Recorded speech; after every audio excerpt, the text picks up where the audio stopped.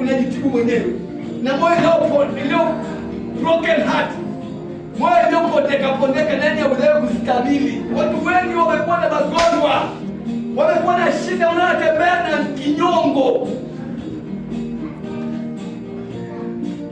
Haleluya.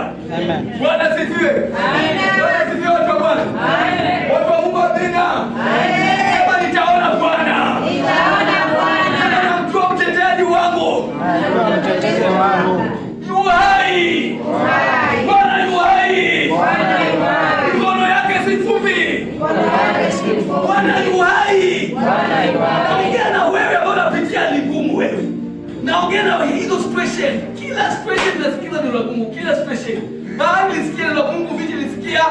Hata bank account nasikia neno la Mungu. Amen. Hakuna kitu baya sikia neno la Mungu. Baadhi nisikia, alitoa sikio wapi? Amen. Na ikatulia. Miti ilitulia. Nilisikia sauti ya Mungu ikanyauka. Na kuombea kwa jina la Yesu Kristo. Amen. Ibada hii kile iliyokuwa na kusumbua isikie sauti ya Bwana. Amen. Isikie sauti ya Bwana. Amen. Isikie sauti ya Bwana. Amen. Haleluya. Amen. Haleluya. Amen. Isikie sauti ya nani? Ya Bwana. Na itii hiyo sauti kwa jina la Yesu. Amen.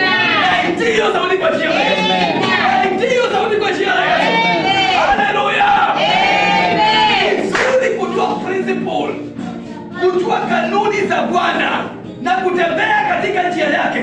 Njia hii ambayo tutafundishana mchana wa leo ni njia ya kumpa Mungu utukufu. Waliposhukuru Bwana na Lazaro akafufuka. Lazaro akafufuka leo kwa jina la Yesu. Amina. Waliposhukuru Bwana akaambiwa kama sana anuka. Ananuka wewe. Ni situation ambayo haiwezekani. Lakini angalia maombi ambayo Yesu aliomba pale kaburini. John chapter 11 verse 41. Akasema Baba nakushukuru.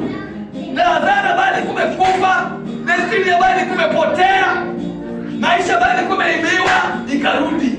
Na kuombea kwa jina la Yesu. Amen. Kila silaha ya shetani. Amen.